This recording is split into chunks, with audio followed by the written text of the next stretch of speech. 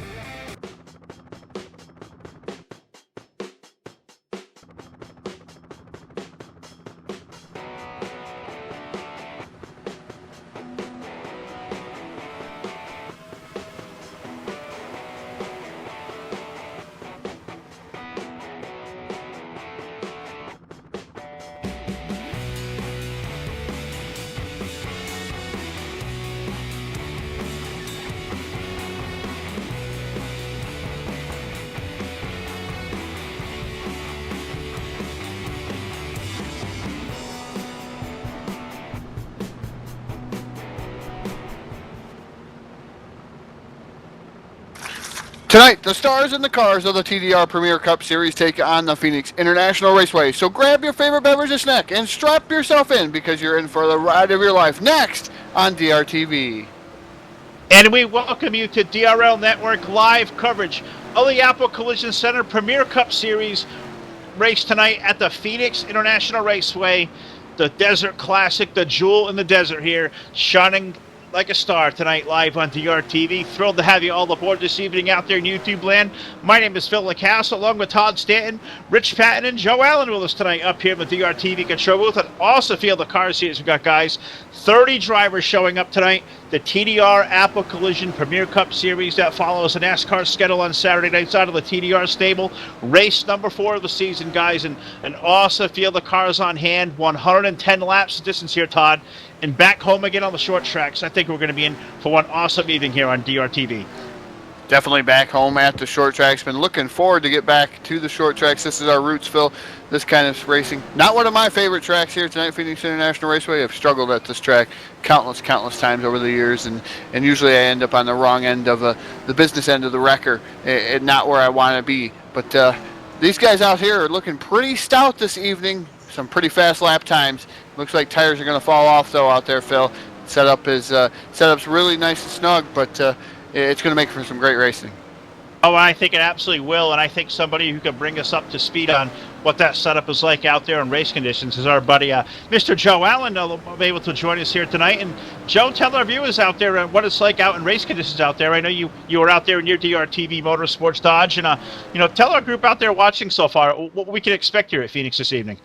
Yeah, we're looking at the newly configured, newly paved Phoenix International Raceway, and the start-finish line been moved into the kink area, so that's something new. I know the real series doesn't plan on doing that until 2018, but we're debuting it early. A lot of grip on the racetrack, set up a little bit snug, but should provide some really good and intense racing, guys, and we're going to see a lot of tire fall off, so be expecting to see some of the hot hitters like Derek Justice, Corey Carpenter, Robert Bauckham, a lot of your traditional tire savers, probably not running up front towards the beginning of these runs, saving tires and making late surges towards the end of these tire and fuel runs, putting themselves in positions for green flag pit stops if we should get there tonight in the Apple Collision Premier Cup Series race tonight, guys. But a little bit of a snug setup, a little bit loose on new tires, I'd say. Guys are going to have to really keep their eyes on the racetrack and be aware of their surroundings, but I think it's going to provide some great and awesome racing in store for tonight. Oh, I couldn't agree with you more, Joe. And Rich Patton, we start the very busy week here tonight at TDR on a Saturday night. I know we got a lot of broadcasts coming up as far as live races this coming a week, and it starts here at Phoenix tonight. And I'm not sure what better way to start it. This is a beautiful-looking racetrack and an awesome field of drivers we have on hand here, and we're very familiar with this series. Yeah, I couldn't agree with you more. As we all know, this series runs realistic damage. Tonight they're running fixed setup as usual, fixed weather. 2X tire wear. Looks like pit window is going to be between 42, 45 laps, and they're going to be running 110 laps around the track tonight. So full field of cars, and I'm getting excited. This race is getting ready to get underway, and I can't wait to see how this pans out. This series is showing us some really good talent so far.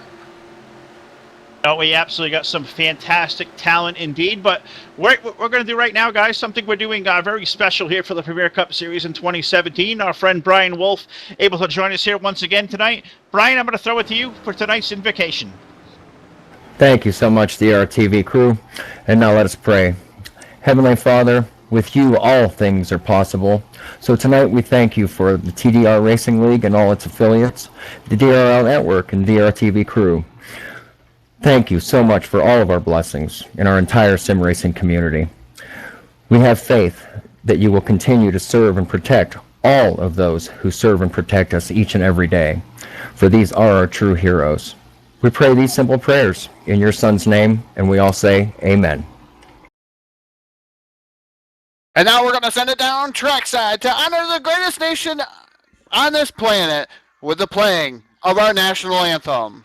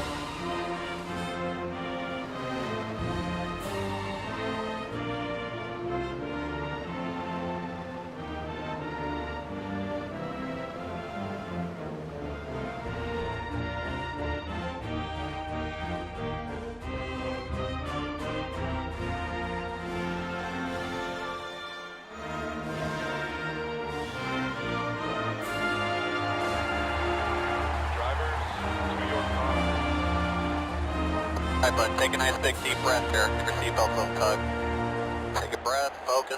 Let's just play the game today. And what better way to start the night? Mr. Brian Wolf with tonight's invocation. And, of course, the national anthem getting us all riled up, ready to go here live on DRTV, the Phoenix International Raceway. 30 of the best drivers the NASCAR Racing 2-on-3 community has at the ready here to take the green flag for 110 laps around the Phoenix International Raceway. 110 laps. It's going to be a fantastic race. The loaded field with heavy hitters from top to bottom. And we're about to get this thing underway to fire engines. Let's throw it trackside. Drivers, start your engines. And with that, the command to fire engines has been given. 110 laps tonight. The Desert Classic from Phoenix, Todd. Let's throw this thing straight in the starting lineup.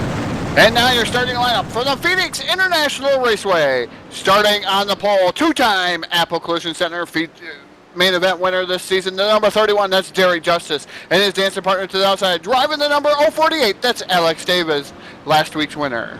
Rolling off in the third position, that's the 030 on the screen. He'll show as the number 30. That's Corey Carpenter. To his outside, the 53, that's Justin Malillo. Rolling off from row 3 tonight, we find the 118 short track ace, that is Robert Baucom. And to his outside, in the 33, the high side hustler, Martin Karch. Rookie of the season, driving the number 78, that's Aaron Johnson, starting in that 7th starting position. Starting 8th is the number 22 of Gary Piccolo. Pace car is making its move off down onto pit road. We're getting ready to go back to green flag. Getting ready to go green flag racing here at the Phoenix International Raceway, Phil. We're going to take the green flag. We're just waiting on this flagger to throw it.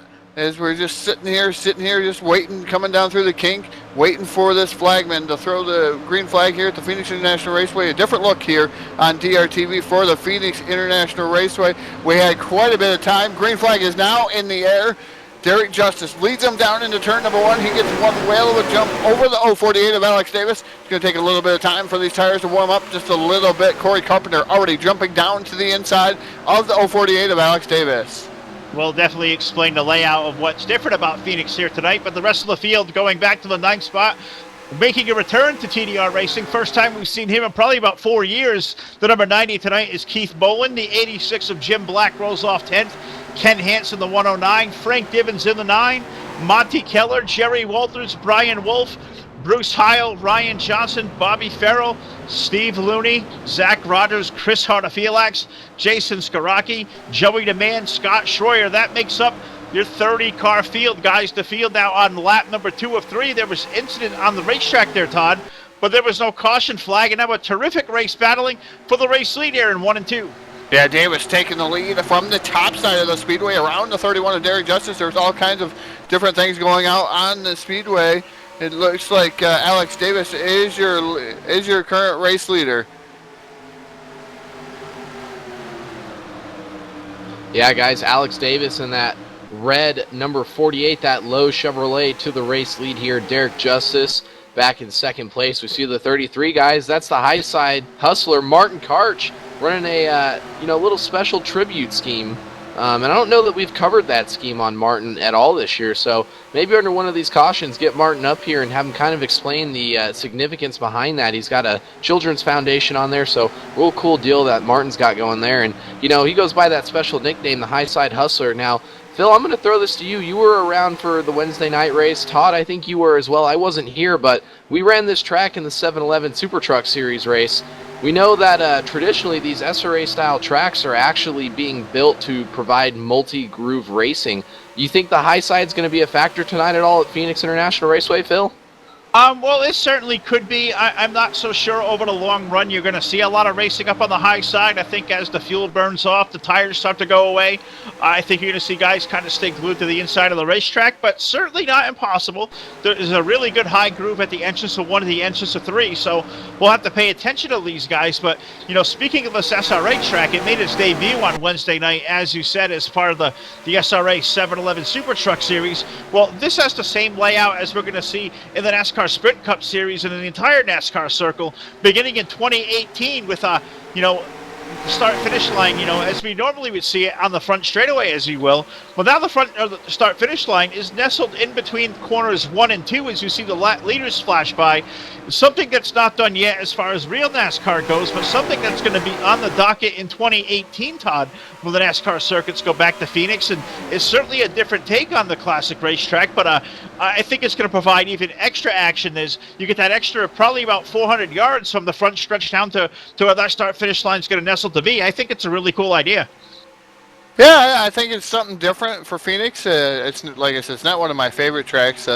Some guys have got their first win on here, like Alan Quickie. His first ever win came here at the Phoenix International Raceway. Very, very old layout, flat track, Phoenix International. But that's where he got his first win, was Alan Quickie in the number 7 machine. He hammered down here. This is a tough track, Phil. They say Darlington too tough to tame, and Phoenix is really tough. It's a really unique layout for a short track. No, it certainly is. And just to update you guys, if you're looking at the ticker on your screen under green flag racing, there was some contact, around the second lap, around that 12th or 13th spot. This field's got broken up. We got a group of guys that running all by themselves in a pack for about, 8 to 10 cars strong. But then there's 10 seconds back from 12th place Bruce Heil all the way back to the legs to say Brian Wolf, Ken Hansen, Chris Hartofelax. Those guys are about half a lap behind our race leader, who is Alex Davis, last week's winner at the Las Vegas Motor Speedway, the 048 Lowe's machine. He put that thing in victory lane. Two-time winner this year, two-time defending series champion, Derek Justice, right there, the tire tracks in that second spot, Joe Allen. He's looking to the low side, looking for the lead there in turn 3, falls back in line, but if we know Derek at all, he's going to conserve his stuff, and I think we're going to see him as a contender for the race lead here real soon.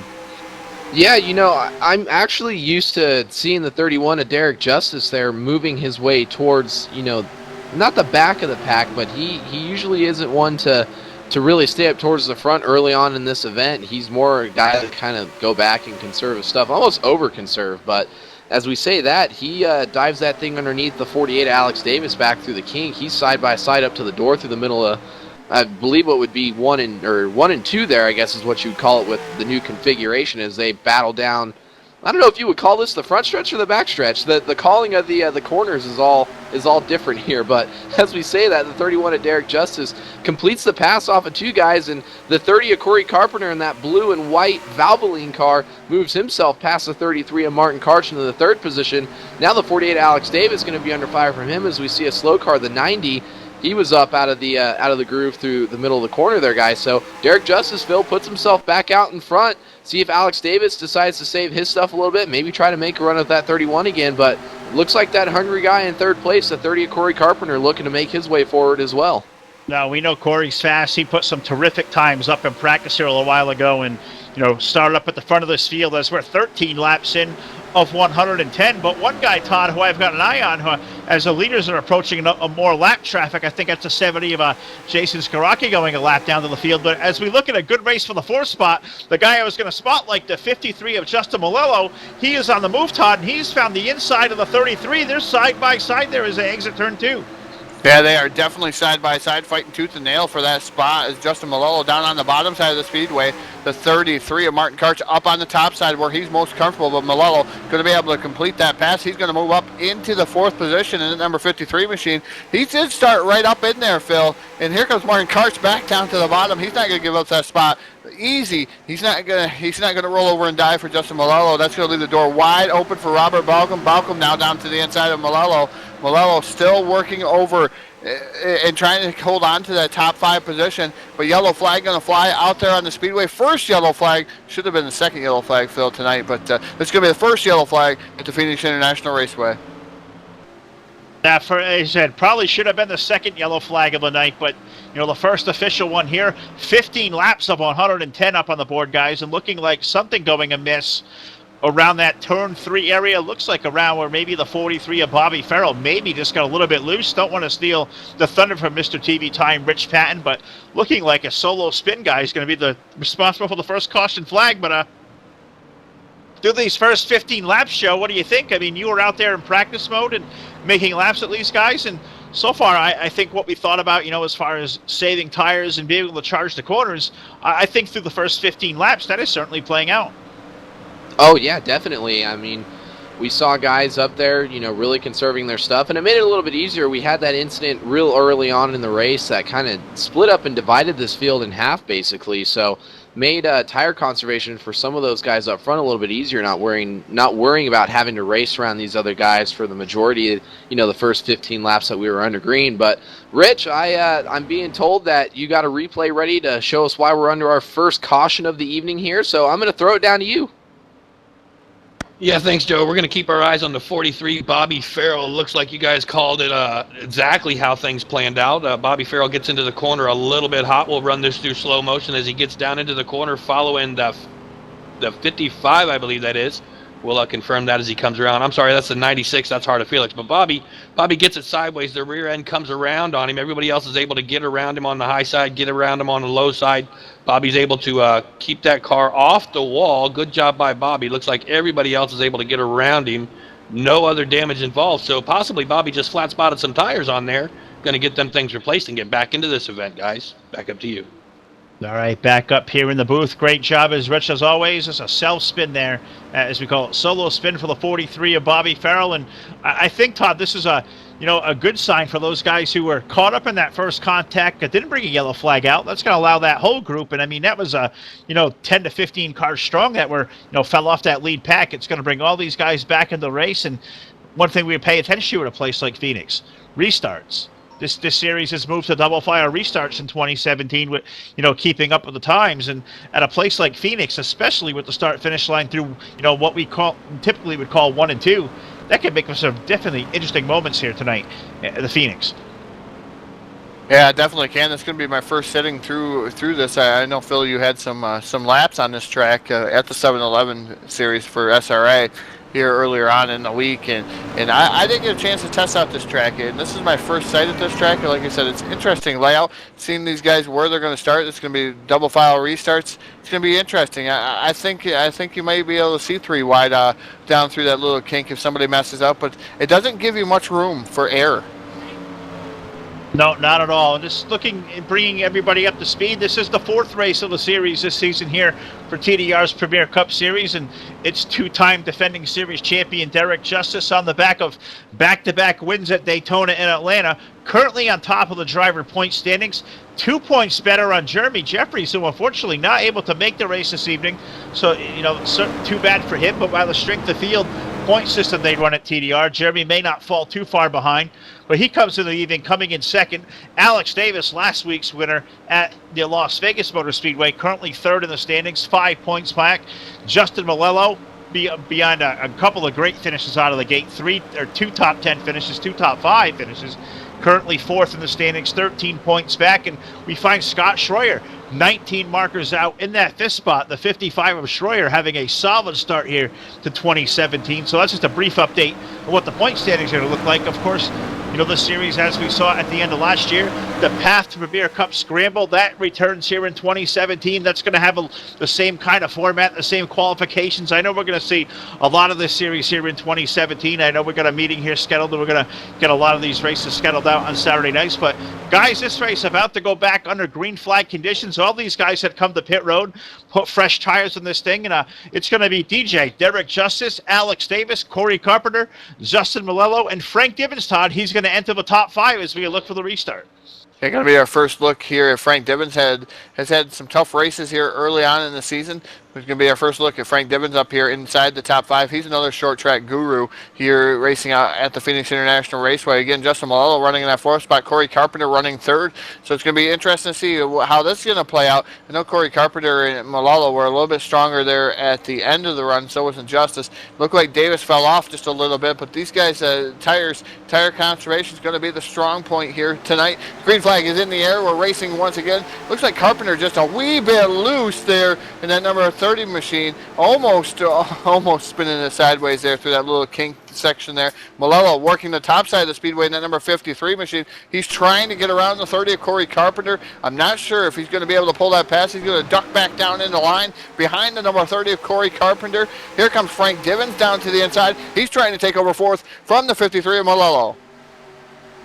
Yeah, the 9 of Frank Divens dives down to the bottom. He's going to clear Malillo in the 53, move him up into the 4th position, guys, as we see a little wiggle out of the 48 of Alex Davis. But, Phil, something I wanted to cover early on in the event. I know a lot of our viewers out there, big-time NASCAR fans, big-time sim racers, they're all used to being able to utilize the, if you use some of the newer versions of Phoenix out there, utilizing the kink, seeing the real drivers utilize the kink on the backstretch. As the race and competition director here at TDR Racing for the Apple Collision Premier Cup Series, how about you fill us in why we're seeing most of these drivers, that, if not all of them actually, because it's a rule as far as I know, that they're all staying on the racing surface. We're not seeing them use the kink and the apron on the backstretch. So how about you fill us in a little bit about why that is? Well, it's just a rule TDR's had in place for many, many years, and it's been grandfathered into the series for many years as well. And no racing below the yellow line. Now, at a place like Phoenix, as you said with the kink, or even last week at the Atlanta Motor Speedway, or even places like Kansas, where you see drivers drive down below that yellow apron, down in the apron area, down by the grass at most tracks. that's considered out of bounds, much like you see at the restrictor plate tracks of Daytona, Talladega. When you go below that double yellow line, the officials call that out of bounds. They'll black flag the field. Well, a lot of that still applies here, but instead of just using that to the super speedways, that also what applies tonight at Phoenix. They're not going to race through that kink. Yes, it can be exciting on TV, but it also can make for a caution flag-filled race. But, it's one of them things we did see here, on Wednesday night with the 7-Eleven Truck Series, Joe. We saw these guys fanned out 5 wide down that kink, down the backstretch toward Turn 3. Well, then you saw an awful lot of trucks wadded up in Turn 3. So, that's kind of the reasoning behind the rule. It's been at TDR for a long time, and it's a great question, and it's something that's going to stay a part of the TDR rulebook for a long time. But we're under caution flag now for the second time, guys. Incident happening out on the racetrack, 24 laps of 110 in, so just a brief restart there, guys. Not sure, Todd, if you got a glimpse of what happened there or not, but maybe you could bring us up to speed while Rich is getting set with the replay here. Well, I know the 44 Dakota Wilkins was involved. There was another machine that was also involved. But I'm going to throw it down to Mr. TV Time, Rich Patton. He already has queued up and ready. He's Johnny on the spot tonight. Trying to keep up with you guys down here in the booth. Watching the 44 Jegs machine at Dakota Wilkins. Looked like Wilkins goes for a little bit wild ride here. Doesn't look too crazy. We'll go ahead and play it at full speed. He drifts it into the corner. Gets a little hot right there. We're going to slow it down just a second right about here. Because as he's getting this car under control, it looks like everything's going to be fine. And then he gets down into the track. That's going to be the 29 that's going to clip him, spin him around, slams his rear side back up into the outside wall. That's going to cause quite a bit of damage for Dakota. But a tough break for Dakota as he finally gets that thing straightened out. Everybody else is able to get around him. Looked like he was going to save it for a moment there and just came back across traffic. And that's just going to put one heck of a bang on the back of his car. So going to be interesting to see how Dakota recovers from this one, guys. Back to you. Yeah, absolutely right. A little bit of damage there on the rear end to the 44, Joe. But out there on the racetrack, it is realistic damage for the Premier Cup Series. But with that damage to the back end and how the aerodynamics are playing here at Phoenix tonight, how much do you think that's going to upset the handling of that 44? It could definitely, take away a little bit of the aerodynamics, a lot of bit of the aerodynamics, and it's definitely going to free the car up a little bit, which couldn't necessarily be a bad thing. The setup is built on the tighter side, a little more snug to allow these guys the ability to kind of go out there and put some laps on their tires and really get some green flag racing in here. So depending on the driver's preference on whether or not they prefer a loose setup or a tight setup, I mean, that could definitely help him as far as, how the car feels through the corners. Obviously, he's going to be lacking on speed down the straightaways just a little bit, which is going to hurt, but it'll definitely free the car up a little bit through the corners. And I think with the realistic damage, what a lot of these guys have most to be concerned about is this setup has a tendency to push really bad off the corners. Not so much on corner entry in the center, but it really wants to go up towards the wall on corner exit. So a lot of these guys need to be careful to avoid getting, some right side damage, because that's really going to upset the handling even worse and make it even more tighter than what the setup is already built to be tight as is right now, at least. Oh, absolutely right. So we ride right under the caution flag, peeking at that beautiful DRTV pace fan that Rich has for us out there on the speedway. But Rich, I got a question for you. The rule here at TDR Racing is we do not race on the apron. I see the pace fan, cutting down there. Can you get the driver of that pace fan on the horn and let him know that could be subject to a black flag here tonight? Yeah, I tried to get him on the radio, and evidently he's turned his radio off. Last message I heard that he doesn't care. He's going to do what he wants to out on the track, so hopefully he just keeps that van clean, and we may be looking for a new van driver come next week. I don't know. We'll have to keep our eyes on this guy.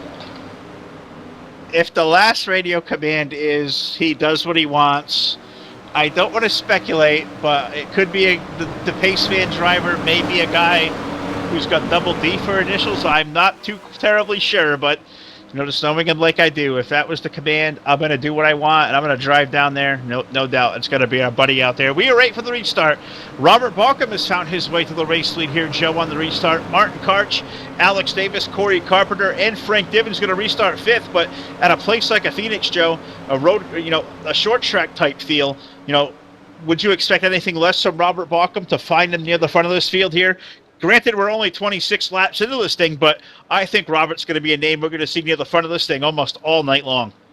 Yeah, Robert, always one of the guys that comes out here, definitely a powerhouse in the series. See, the van is off, but we got a little bit of time before we get back green. But Robert, you can never really count him out, Phil. The guy is just he's a classic driver coming out here, and really fast and manages to keep his stuff clean and is always there at the end, almost like a closer type role. So Robert's going to take his green here. Green flag is out on the raceway, the 118. 33 of Martin Karch got a great restart there. They're going to be side by side through the kink area, battling down towards turn 3 on the south end of the raceway.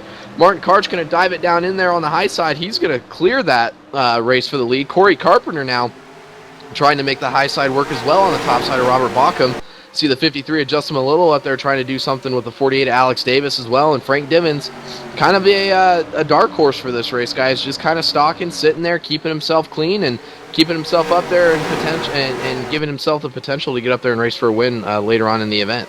Yeah, there's great racing going on all over Phoenix right now, but look at your new race leader, that number 33 of Martin Karch, the Stonewall Motorsports machine.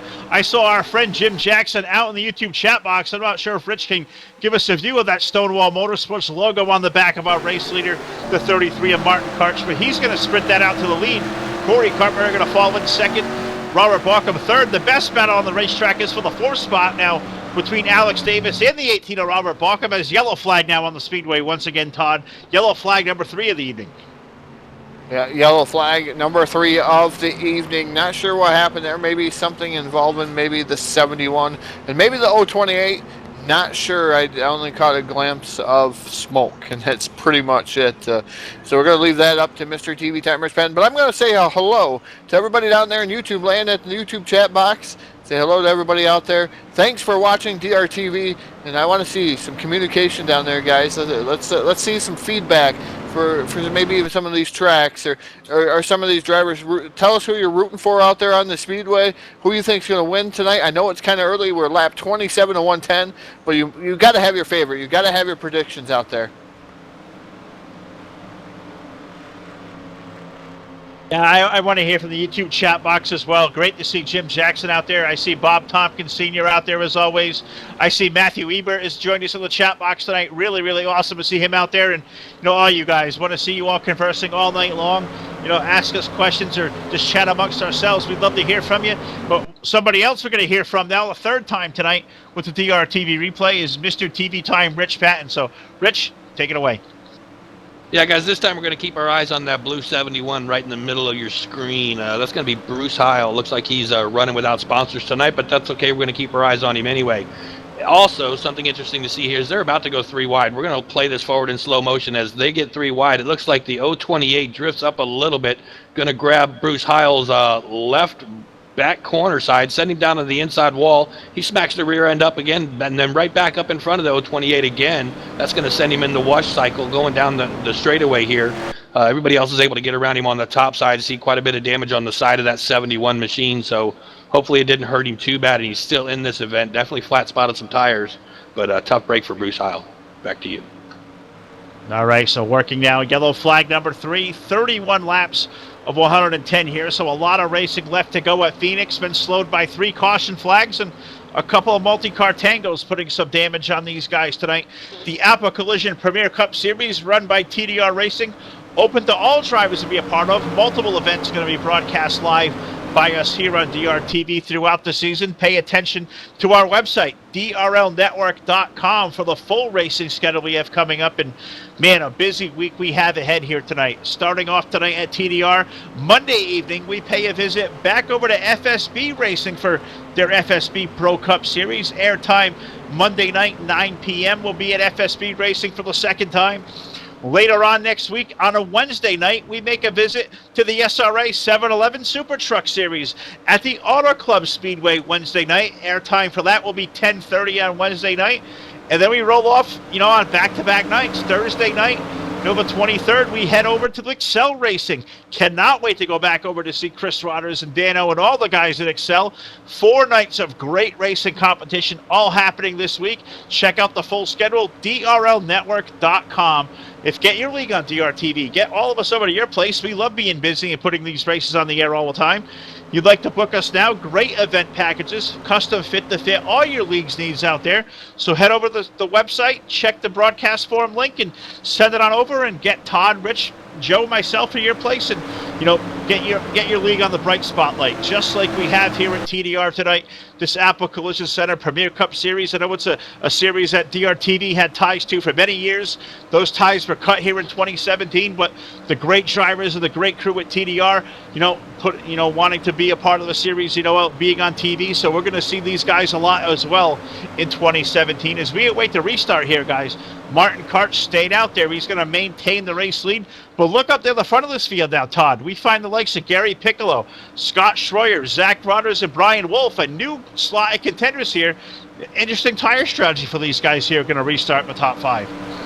Yeah, a lot of different tire strategies here. They're going to restart inside the top 5. And it's interesting to see Gary Piccolo up here, up in the front in that number 22 machine. Like you were saying, Phil, you got some Redline Motorsports guys up here. You got Scott Schroyer. And then you got Zach Rogers. We haven't talked much about him. We are getting ready to go back to green flag racing here as the van did pull off, but it takes a little bit longer to get the green flag. Green flag is in the air. Loud pedal is down. And we're down the front straightaway into turn number 1. And it is the number 33 of Martin Karch continuing to lead. Here comes Justin Malello down to the bottom side. He looks like he was shot out of a cannon. The number 53 machine, he drives into that 3rd spot. Yellow flag has flown once again. But I tell you what, Phil, Justin Malello, Joe, Malello was a man on a mission in the number 53 machine. I think 4 tires is the way to go. Oh, yeah, definitely. With the way, I know I was talking to Derek Justice down there during happy hour here, during practice a little bit earlier on in the evening.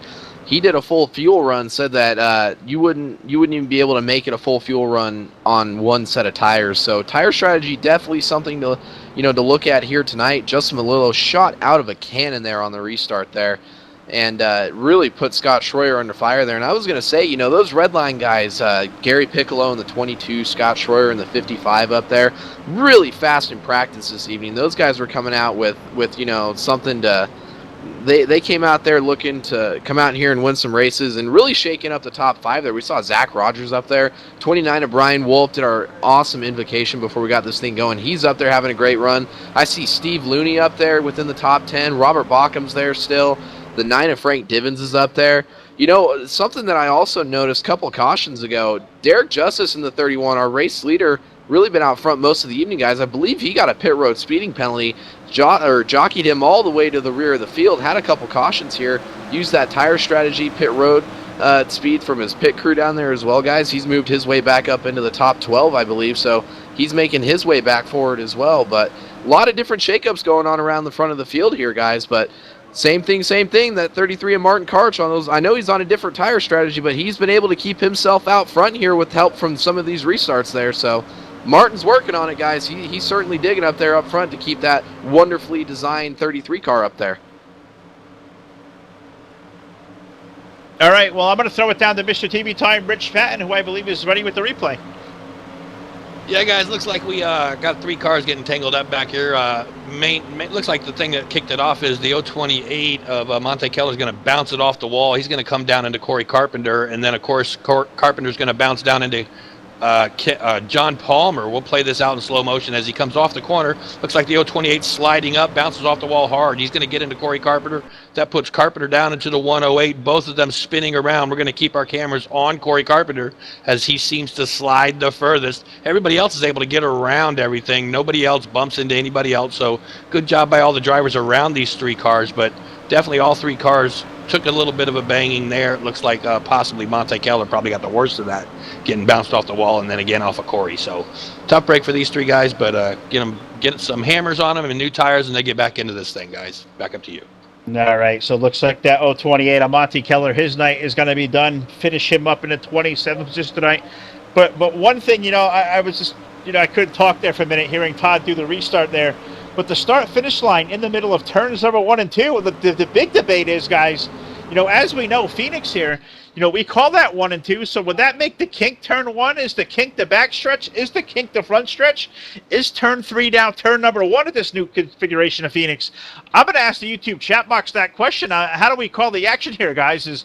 I couldn't speak there for a second. Todd was calling the front straightaway, what is typically the back stretch. But with the new version of Phoenix, he may be right, Joe. Yeah, I personally believe that the kink is a part of what would be the backstretch now, I guess. Or, if you think about Daytona, you go through the trial at Daytona and you have that little short straightaway before you get down into turn one, and before you get down into turn one. So you could have a situation like that. It's got a little bit of, curvature to it, obviously, but I wouldn't necessarily consider it like the back, or I wouldn't consider the kink turn one. I would consider it more of like a backstretch because it's not. It's hard to explain, my thought process behind it, but it doesn't register as a turn to me. I think the first turn would be what turn 3 is. So turn 3 would technically be turn 1 here at this racetrack, and then your front stretch would be your back stretch, and then you'd have turns 3 and 4 where turns 1 and 2 would normally be on the old configuration. Well, as the YouTube chat box continues to chew on this one, Todd, what do you think? You call it the front stretch there as they exited, taking that green flag. Is the front stretch the back stretch now, or are we doing all the reconnaissance work for NASCAR next year and all the guys who may call these races on national TV? Are we going to get all these kinks worked out now, per se? Well, we're getting the kinks worked out, but technically, from a technical aspect of my opinion is the first turn, even if it's a short turn, is turn number 1. But that's just my technical aspect of things. But we're getting ready to go back to green flag racing. We're gonna call this the trioval at Phoenixville. The trioval is we get the green flag through the trioval this time. Martin Karch coming down through what we call the kink now. We're not going to call this a turn, and we're going to go with Joe's terminology into turn number 1 now this would be. So this is all sorts of confusing, but I hope the announcers for NASCAR don't struggle as much, but Martin Karch is in the lead. The 53 of Justin Malello, he is running in that second spot. Yeah, Malillo on those fresh tires, really making a charge on the 33 of Martin Karch. Martin slides up the hill just a little bit there, guys. Allows the 53 to close all the way up to his back bumper. The 9 of Frank Divins there marching his way forward to the 22 of Gary Piccolo. Starting in that second position, he drops back to the 4th position.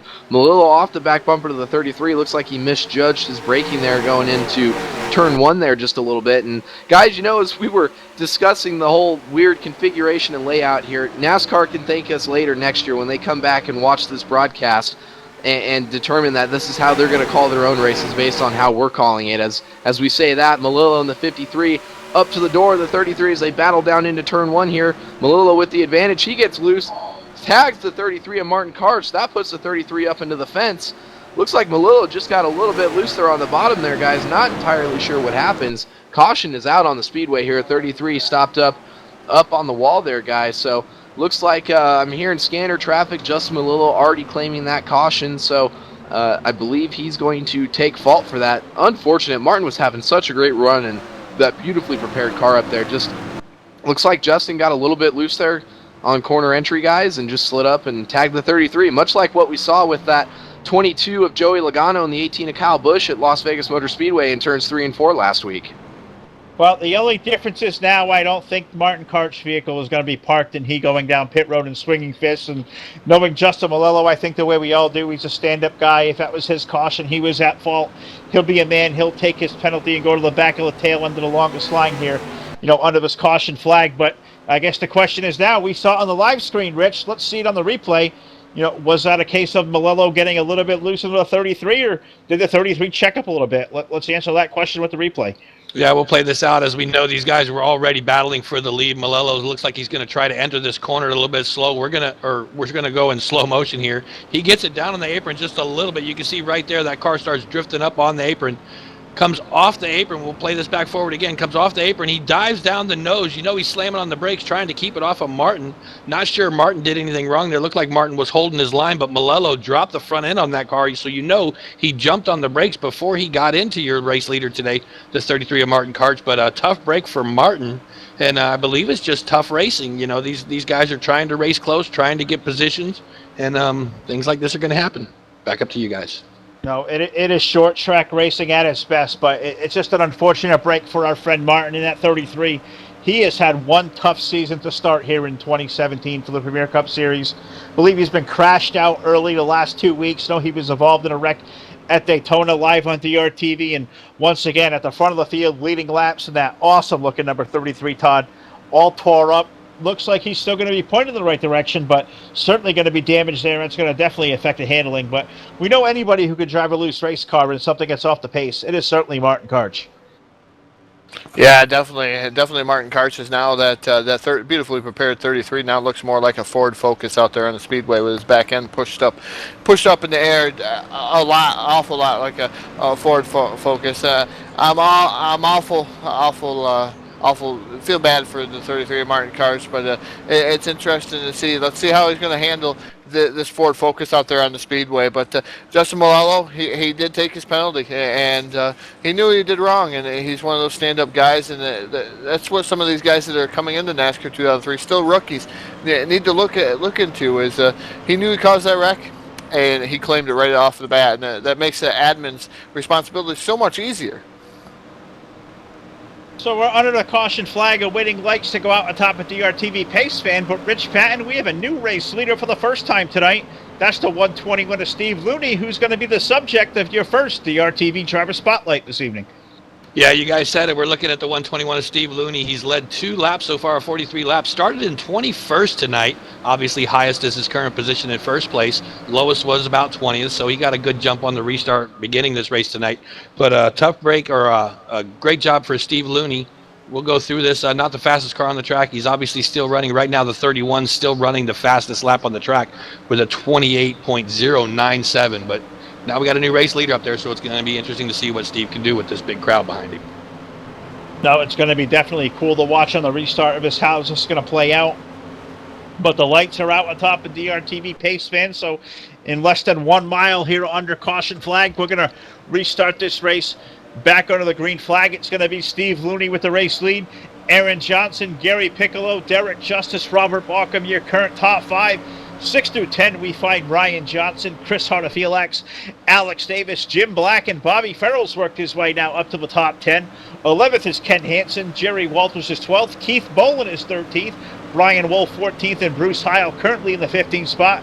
16 through 20, we find a heavy hitters of like Corey Carpenter, Martin Cart, Zach Rogers, the dog John Palmer, and Frank Divins is currently 20th. That's going to be your top 20 here on the restart. Just to recap real quick, 25th, Jason Skoraki, Scott Schroyer is 22nd, Dakota Wilkins 23rd, Joey Demand 24th, Jay Schaefer is 25th, and Justin Malello, by way of that caution, is going to restart deep in the field, guys. 26th position here on the restart, Joe Allen. The 53, we know he's got a fast car. Can he keep it clean and bring that thing back to the front? We're about to find out. Yes, we are. As we say that, the 78, Aaron Johnson, looked like he about jumped the restart, guys, but he gave all that time back. That really bottlenecked the restart there. Give the jump to the 21 of Steve Looney. The 22 of Gary Piccolo is going to dive it down in there on the bottom. He's going to get loose. He's going to go up the hill just a little bit. Put that 22 up to the door. The 78 now battling off of turn number 2, I'm sorry. And then the 31 of Derek Justice actually is diving down now through turns 3 and 4 down to the bottom. He's going to go all the way around the 21 of Steve Looney too. Put that 31 DJ up into the second position, guys. He's going to be all over the back bumper of the 22 of Gary Piccolo as they dive down into turns 1 and 2 here. Hey, Gary Piccolo continues to lead in that number 22 machine, but here comes Derek Justice down to the bottom in that number 31 Baskin-Robbins Ford Fusion. He's not able to pull off the pass. That's because the yellow flag is out once again. So we're going to put out a call to Dr. Green. We're going to page Dr. Green. We're going to see if we can get some elixir for the yellow fever here that's going on here at the Phoenix International Raceway, Phil. We're going to have to see what's going to happen and see if he can cure the yellow fever here this evening. Yeah, we're going to have to put that call with Dr. Green. As you said, we saw a great green flag run about 15 laps here at Phoenix, just out of the gate here. And these guys trying to get their, everything right in the right direction. But a multiple car catastrophe happening there with the number 90 of the Keith Boland machine. Looked like he maybe got out of the group just a little bit, and just awaiting word from Rich that he's ready with the replay, but he's going to have a couple different things to show here. Multiple cars involved, but it looked like it started off, Rich, with the 90 of Keith Boland just stuck up in the outside wall, and guys behind him with nowhere to go. Yeah, you couldn't have said that any better. We're going to keep the cameras focused on Keith in the 90. Keith Boland, that is. First time back into racing here for a while. It looks like he was hanging tough with the crowd. Gets into the corner. He's got Bobby Farrell right behind him. as he gets into the corner, he looks like the rear end comes around on him. He jumps the nose down, so that's telling you he gets on the brakes. Bobby Farrell's kind of jangled up behind him, and then all of a sudden the 29 comes out of nowhere, hits Bobby Farrell down into the inside lane.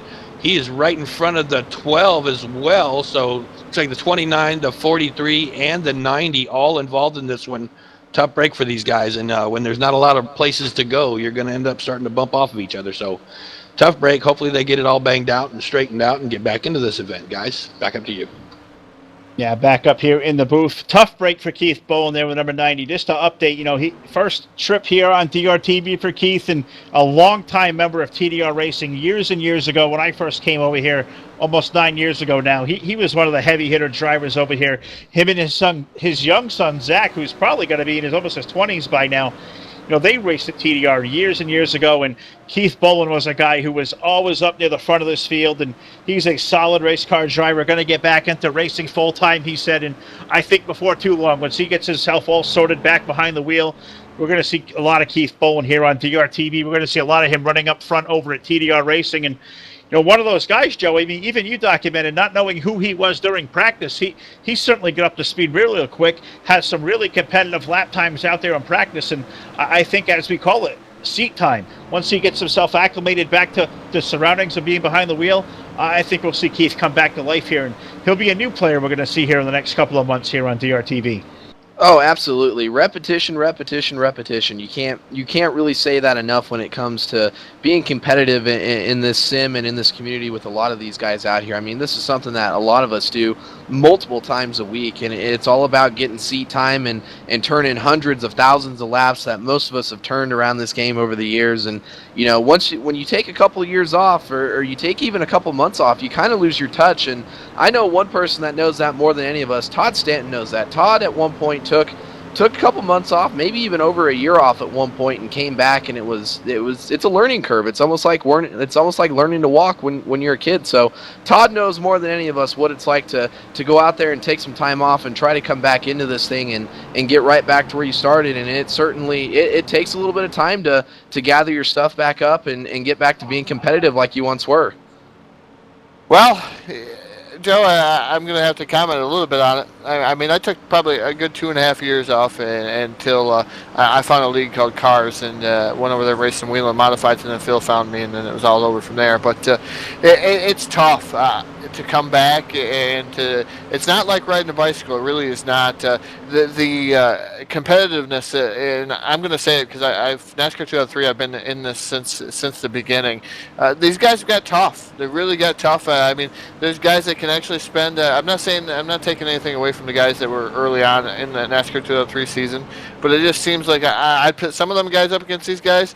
But some of these guys have gotten really, really good, and they just know the tracks, they know the grooves. The only difference is we got to play with a fixed fast setup quite a bit. I'd like to see some of these guys run some of the game tracks on a fixed fast setup like we used to, and see how well they do. The grip levels are a little bit different, and the times have changed. There's different styles of drivers now, and some of these tracks don't suit me as well as they used to. I like the old New Hampshire and some of the other tracks, so it's going to be interesting to see what happens with these guys. It's really tough, like I said, really tough to come back after maybe a two and a half year melee of taking some time off. And actually, I was enjoying my real racing outfit. Green flags back in the air here, the Phoenix International Raceway. I'll save this story for another time there, because I could go on and on and on about how much the layoff affects you, especially in racing, because it took me a long time to even win a race again. Well, we pay attention back to green flag racing here as the field works its way. I guess we'll call off of turn number 2, as Joe has reminded us. DJ Derek Justice has found his way once again back to the race lead. The 22 of Gary Piccolo has found his way to the second spot. The race is for third there, Joe. Down the back stretch, down the front stretch now through the kink down toward turn number 1. The 48 of Alex Davis, the 18 of Robert Balcom. That seemed to have sorted itself out, but that 48 car, he's on the move, and now here comes the 18 looking back to the low side off of turn 2.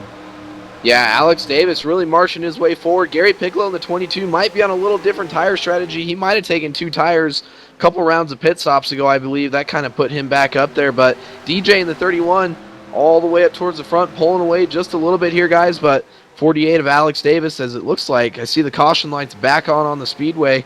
put us back under yellow flag again here at the Phoenix International Raceway. As we see, it looks like the 90 slow, getting back up to speed. I don't think he was the cause of the caution there. I believe he was serving a drive-through for his as a penalty for the last caution that was on the speedway, guys. But Gary Piccolo running in that second position. Alex Davis was really moving forward, looking like he was going to put some pressure on the 22 and start seeing if he can make his way up towards the leader of Derek Justice. Robert Bauckham kind of just stalking around the top 5, guys. That's what Robert does. He's really good at saving his stuff, but making you think about it while you're up there racing against him. He's got that down to a pad, and I know that racing with Robert as long as I have and on all the different styles of tracks that I've raced Robert on, Phil, I think you know as well as I do.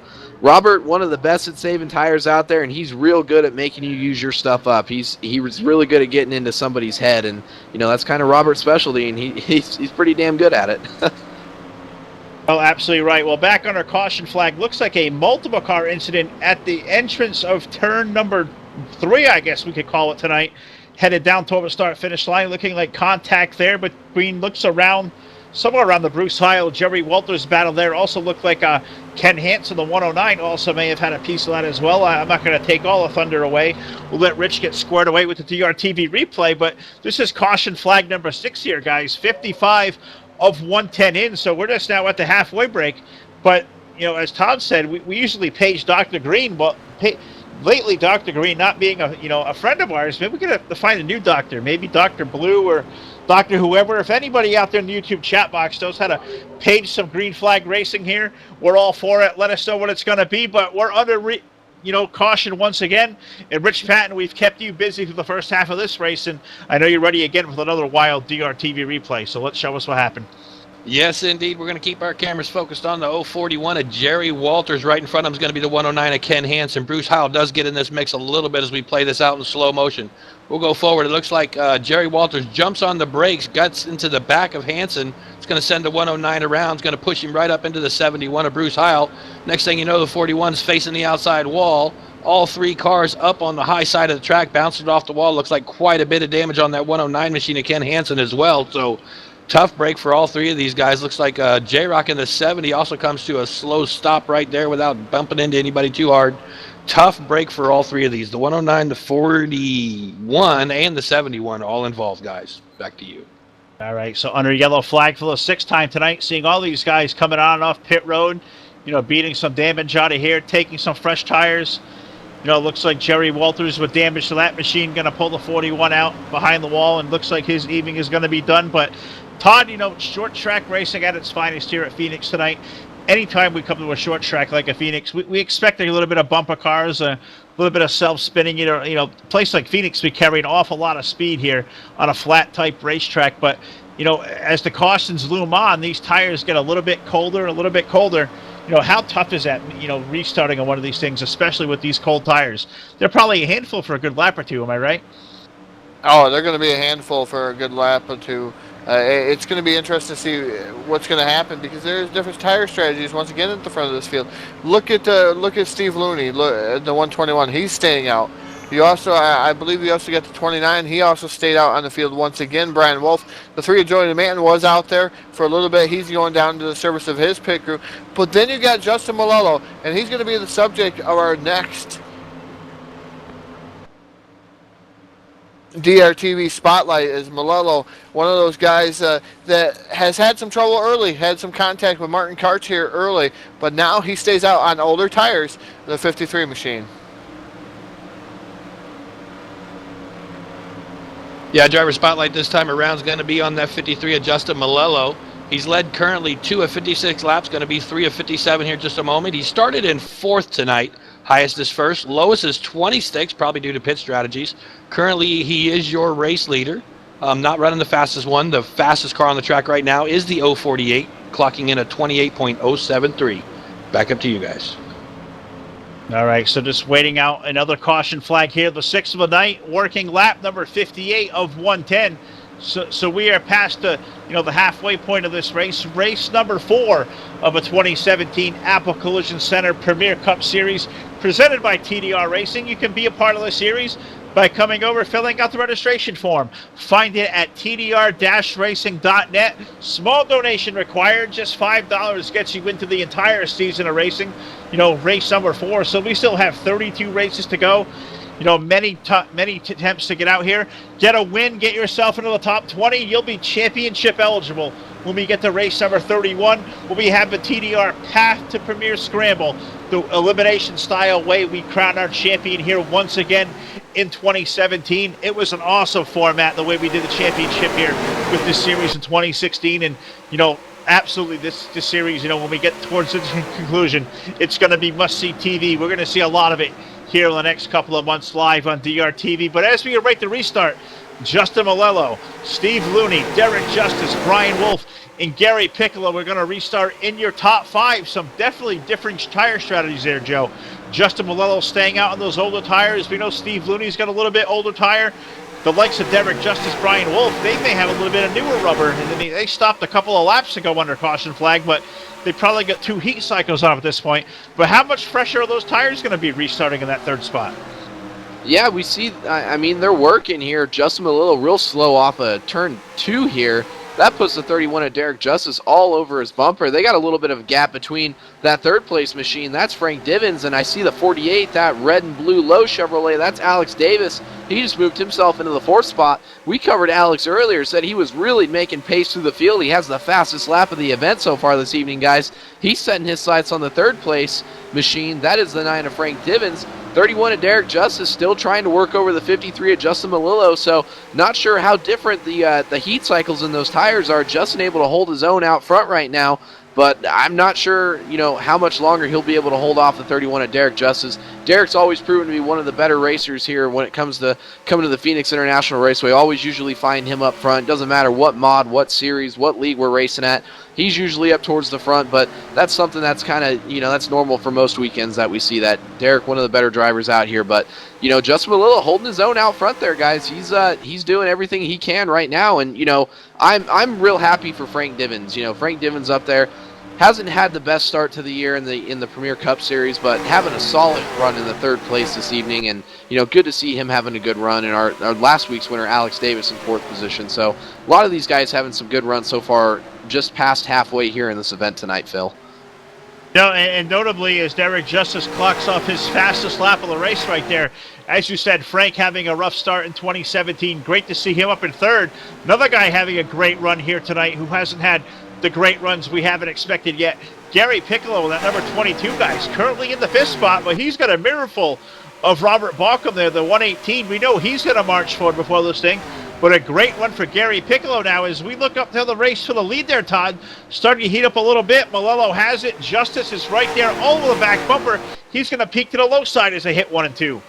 Yeah, Derek Justice has been down on the bottom. He's been looking for any way around the 53 of Justin Malillo. Looks like he almost got him a little bit loose there, trying to get him a wee bit loose and see if he could get by him, because Justin Malillo working to the bottom side and working the bottom side really, really well. Now Malillo jumps up the track, and Derek Justice tries to capitalize there a little bit on it, but they're not able to do so as Malillo slams that door shut there on the 31 of Justice. Here comes Justice back down to the bottom side. Malillo just holding that bottom line really, really well. Derek Justice just a little bit loose, but Malillo slams off the outside wall, almost makes contact with the 31 of Derek Justice. Justice down below the yellow line, but I think that one was all right. He was trying to avoid a wreck.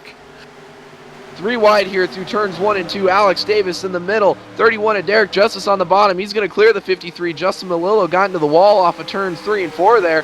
Frank Divins in the 9 is going to capitalize on that, guys. He's going to move himself into the 3rd position. Drives it in real deep. Tries to get back underneath the 48 of Alex Davis.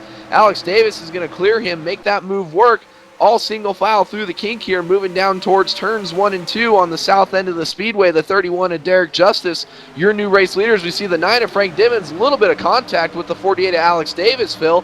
Move him up the racetrack. That's going to open the door for the 53 of Justin Malillo. And Malillo tried to fill that void on the inside off of turn 2.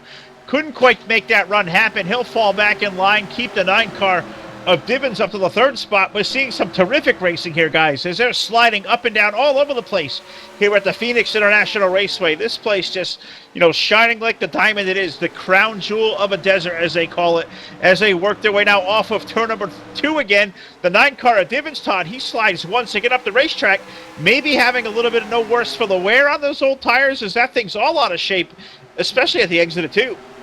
Yeah, but he's doing a good job holding on. That number 9 machine is now Gary Piccolo working all over the rear bumper of the 53 of Justin Malello. Gary Piccolo is on a mission here, trying to get into that 4th spot in that number 22 machine. Looks like he has to check up just a little bit for the 53 of Justin Malello. Malello a little bit slower, and I think it has a lot to do with not taking tires. That last pit stop is Justin trying to conserve his tires just a little bit, but I think he ate them up already, trying to keep Derek Justice behind him there up towards the lead of this race. So the 22 of Gary Piccolo just waiting for the Malello machine to make a mistake, and I think Gary Piccolo will take over that 4th spot. Malello now bounces off the wall once again.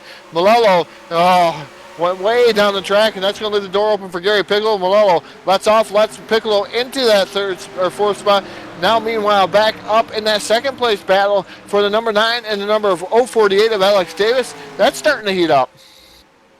Oh, it certainly is, as Frank was all over the back bumper of the 48, got a little bit loose once again off of turn 2. It allowed the 48 to drive away once again as they work their way now down the front stretch through the kink and down toward turn number 1. But the 9 of Divins, Joe, he is right there all over the Alex Davis machine. The guy most happy to see them racing for that 2nd spot has to be DJ Derek Justice, who is now up over to well over a 1.5 second lead, almost 2 seconds here when they hit the start-finish line. Yeah, Derek Justice pulling way ahead of these guys. See a little bit of tire smoke through turns 3 and 4 there. Nothing out of the ordinary. Derek Justice that time by 28.415 is his lap time. Alex Davis has ran consistent 28.6 lap times last 3 or 4 laps actually. So wonder if maybe Alex Davis trying to save a little more tires than Derek Justice and make a late race charge. We've seen these guys put down several laps under this green flag run. Probably one of our longest ones of the evening is what it's shaping up to be. Frank Divins able to close all the way back into the 48. We saw him drop off the race lead just a little bit early on, guys, but as we say that, as I'm moving camera angles around here looking around the racetrack, see a race for the 5th position right now. Looks like the 78 was involved in that battle. He might have cleared that position. I see Gary Piccolo back here right around the 5th position looking to battle for position up there as well. He's under fire from the 78. 33 of Martin Karch. We made a little joke about it earlier, guys. He's in his Ford Focus hatchback. He's moved his way up back into the top 10, guys, and he's trying to actually position himself into the top 5. See the 78 of Aaron Johnson trying to make a move on the 22 of Gary Piccolo. Isn't going to quite clear him. Looks like he'll do it through the kink. That opens the door for the 33 of Martin Karch in his hatchback. He's going to go down to the bottom through turns 1 and 2 here. See if he can clear the 22 of Gary Piccolo, set his sights forward on the 78 of Aaron Johnson. Yeah, he moves the hatchback up to that 6th spot, but moving just 1 spot ahead, highlighting that number 78 of Aaron Johnson. That is a beautifully looking prepared car. Aaron won a race over here at TDR, his first time out. Just about a month ago, we ran the Daytona Dash, a non-points race a week before the season opener here at Daytona. But it was Aaron Johnson, his first start at TDR Racing, picking up a checkered flag and having a great run out of the gate here. Currently running in position number 5. He's trying to chase down some of the heavy hitters of the show. Derek Justice, Alex Davis, Frank Divins, and Robert Balcom, your current top 4. But that, the run of that 78, Aaron Johnson, that certainly cannot go left behind, and having a great run of that 5th spot. And I think, Rich, let's make him our next DRTV driver spotlight. Aaron Johnson, the number 78. You guys ask and I shall receive. The number 78 Aaron Johnson currently about 5.8 seconds back from the leader. His personal best lap today was been a 28.108. Started in 7th tonight. Highest has been 2nd.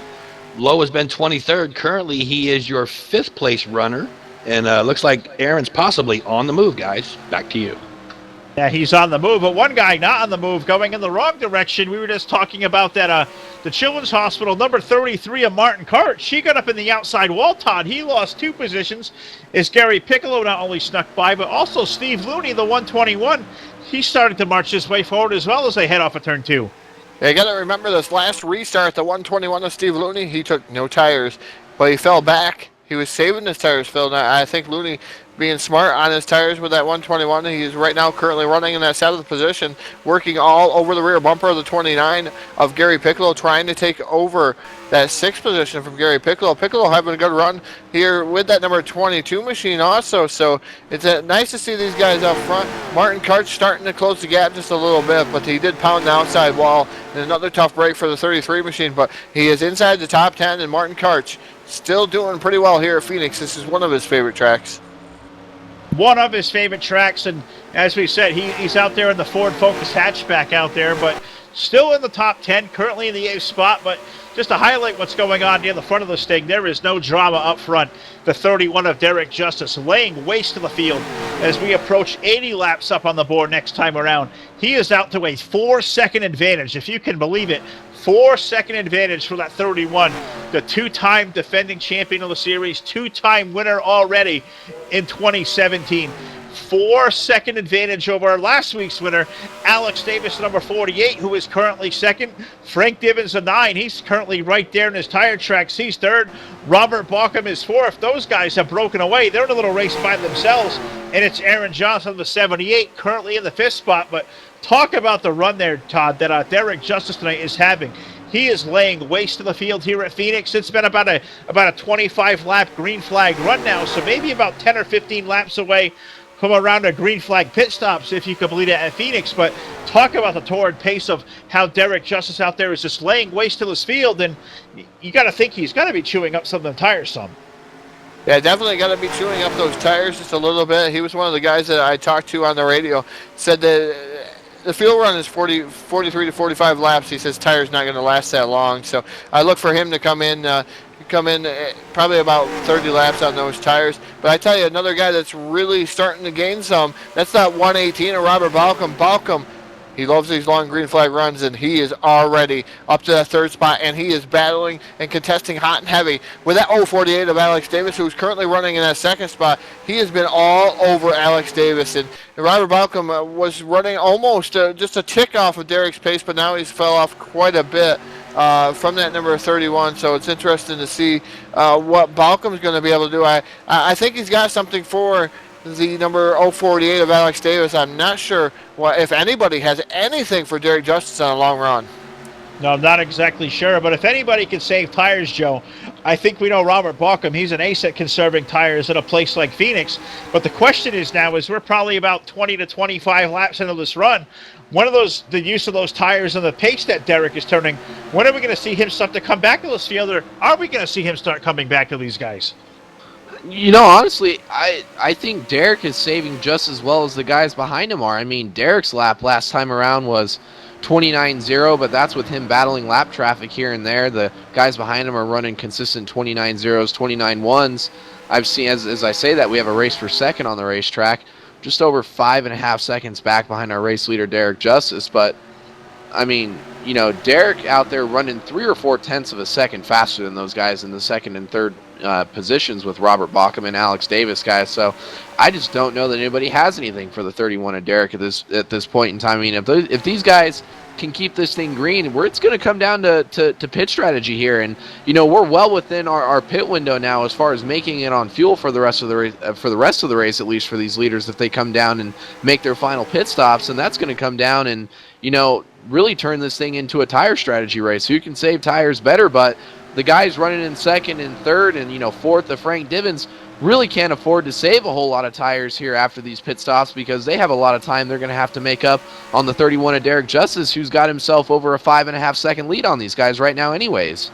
It's a mammoth lead, almost 6 seconds last time by at the line is 88 of 110 going on the board. But the fastest car on the racetrack on this run, guys, looks to be that number 30 car of Corey Carpenter. He restarted outside the top 10 there in the last restart. He may have conserved some of his stuff, and he's got some newer tires there, Todd. He is on a torrid pace coming through the field. We've seen him a lap or so ago go around the Piccolo machine, go around Steve Looney. Corey Carpenter now up to that 6th spot. He's going to race for that 5th position as they exit turn 2. Yeah, Carpenter, a man on the mission, down on the bottom side, trying to work over the 78 of Aaron Johnson. He's going to do so, and he made that look really easy in that 30 machine. It looks like he saved his tires just enough, and he's making a hard charge through the field right now. I believe that's going to put him up to the 5th position in that number 30 machine. Indeed, it's going to put him inside the top 5 after a wreck. The 30 of Corey Carpenter doing very, very well. Very, very well indeed, but now a little over 20 laps to go to this thing, Joe Allen. You know, we know these guys have to come to pit road at least one more time as far as fuel, but as I said, these guys got to be abusing the tires some. Does this race fall into, say, a Corey Carpenter's hands at this point, or do you think he has enough time to chase these guys down? 10 seconds at Phoenix is an awfully long time. I think you really got to play your cards and play your hands. You know, I don't think Corey has a win in this series just yet. I know Derek does, so guys like that, I know we run the scramble at the end of the year, so some guys can afford to take some chances here. You know, some guys that maybe don't have a win may want to take a chance. You know, with how you're falling on fuel, you can almost afford to take just enough fuel to make it to the end here. You don't have to fill this thing up for another 40 laps. You could take maybe a can of fuel here and even consider taking 2 tires. Now, I don't know if that's going to be the right call. I don't know how much time you're going to actually gain for doing something like that. And as I say that, yellow is on the racetrack. I believe that was the 29 of Brian Wolf that was stopped down there on the bottom of the racetrack right at pit road entry. As I was following the 31, our leader, Derek Justice, looked like that could have been a little bit more close if Brian would have kept that thing rolling, but he brought that thing down to a complete stop. But that'll throw a monkey wrench into just about all the strategy. I assume we'll see all the leaders come down and take 4 tires. So we're going to set ourselves up for you know, a short shootout to the end basically here at Phoenix, guys. Oh, it certainly does, and it's yellow flag number 7 tonight, and tough to tell if the 29 had an issue, maybe a tire go down or something just in the middle of the corner. It certainly responded like it could be one as that car took a hard right, and it just may have been a victim of he had no room to get that thing down on the pit road and just spun that thing out in front of the field, and that's totally unfortunate as this thing was certainly taking a green flag complexion. This thing was probably about a handful of laps away from around a green flag pit stop. So we saw a lot of caution through the first half of the race, but the second half, certainly a lot of green flag racing. But one guy who certainly didn't want to see that caution flag was the 31 of Derek Justice, and I don't believe, Todd, he came to pit road quite yet. No, he was still out there working traffic. He's put many cars a lap down. 14 cars left on the lead lap. That's so far. But now he's definitely on pit road right now. 4 tires is the call on that number 31 Baskin Robbins Ford Fusion of Derek Justice. Most of these guys, I'm looking up and down pit road, 4 tires. They definitely have to take 4 tires. All right, well, I believe Rich is ready with the DRTV replay. And Rich, I'm not sure what happened here. Something definitely going amiss with the 29 of Brian Wolf. Yeah, not exactly sure either. It might have been a flat tire or something, but the car definitely changed pace real quick. We're going to keep our eyes on this camera on the 29 as we get going. We'll drop this down to slow motion right about here, because right here it looks like maybe his back tire has gone flat. He's way up into the marble area.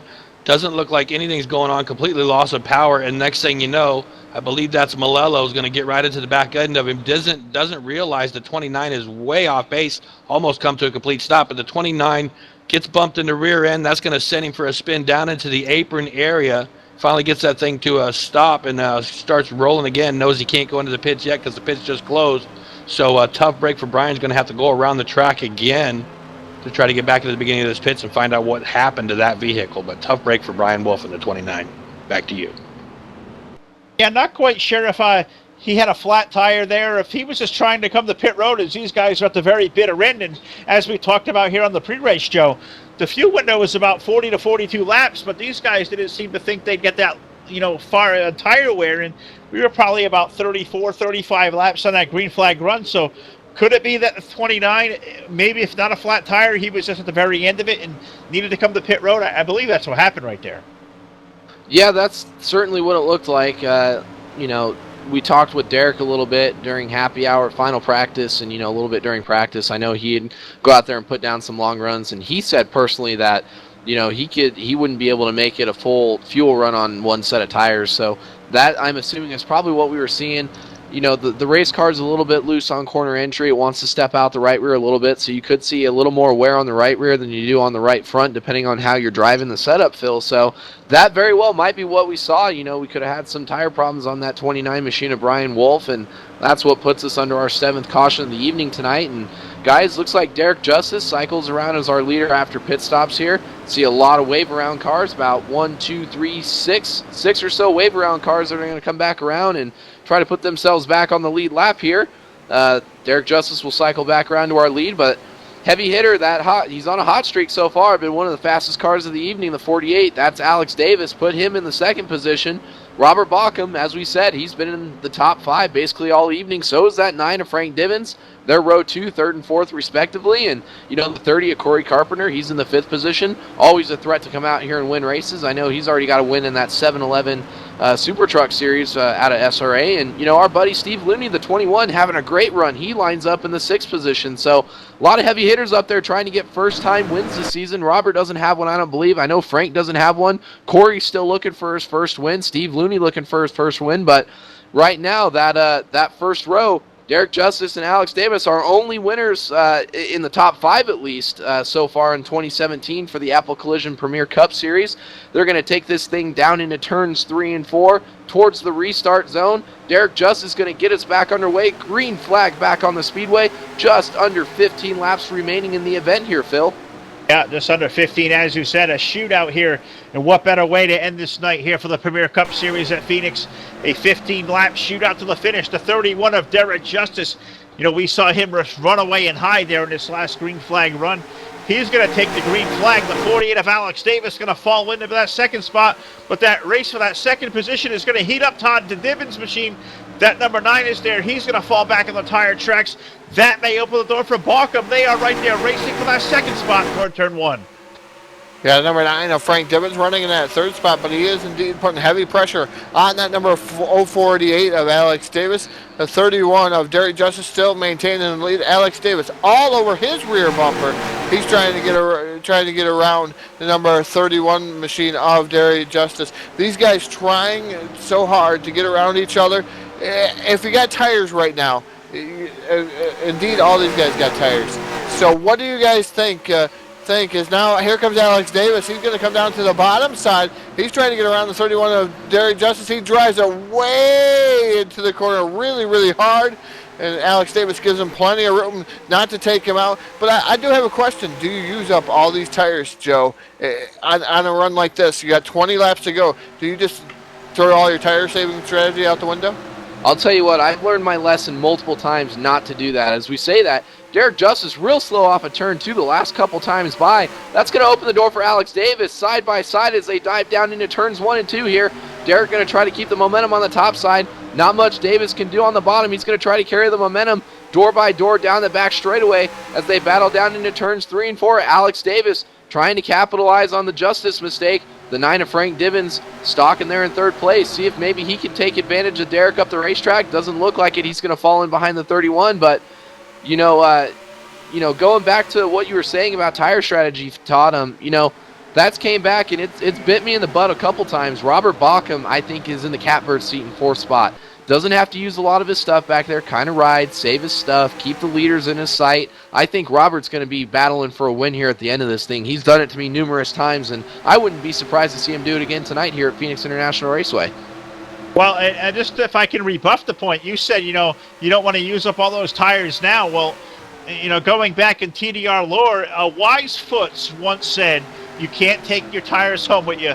Use them all up. Use every little bit you got left through these last 10 laps. And if my old buddy Foots was listening, he would know. And that Alex Davis machine certainly letting it all lay out there. That Lowe's Chevrolet found his way now back to the top spot. But that 31, Derek Justice, those two guys, the only race winners we've seen here in 2017.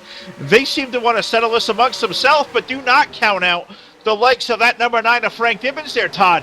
He is all over that back bumper. If anybody can capitalize on the mistake up front, that number 9 of Frank Divins could be in the catbird seat. I've been watching this.